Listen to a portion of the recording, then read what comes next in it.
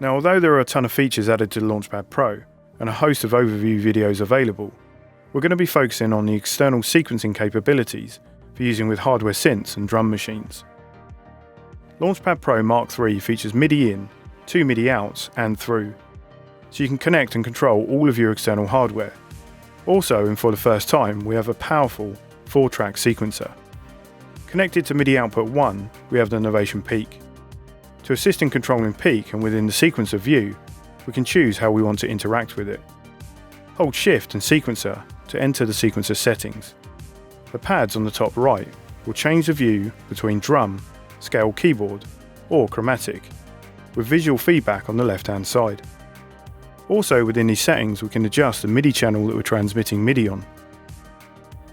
This is just set to channel 1. But of course each sequencer's settings are independent, so we can sequence a ton of connected equipment.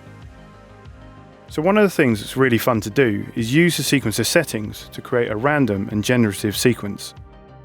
We're going to set the play view to a scale keyboard. Therefore, any notes that we trigger on peak are in key and the scale of our choice. The scale, along with the root note, can be changed in the note settings. So because we're in key, let's use this pluck-like sound and just hold some of the notes within our scale and place them randomly into the sequence. We can also use the duplicate button to assist in copying and pasting these throughout the sequencer.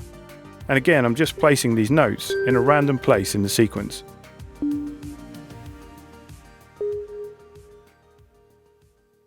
Let's hit play and see what we have.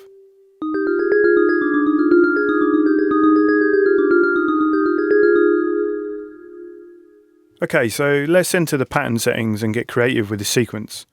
At the moment the sequence is playing forwards, but we can adjust this and set it to backwards, ping pong from left to right,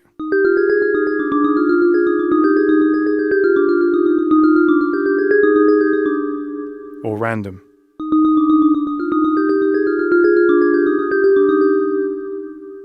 Set to random, the sequence is hitting random notes in the sequence. Let's further this by introducing some probability settings. Probability values can be added to each step. This adjusts the chance or probability of the step or note being triggered in this sequence. This adds random trigger values to the sequence.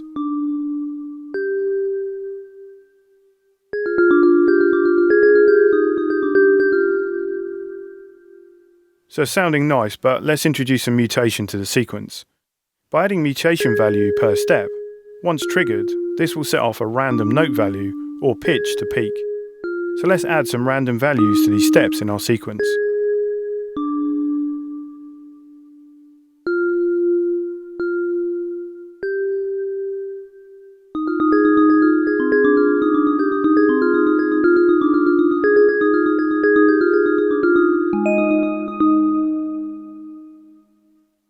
And what we finish with is a completely random, generative and alive sequence.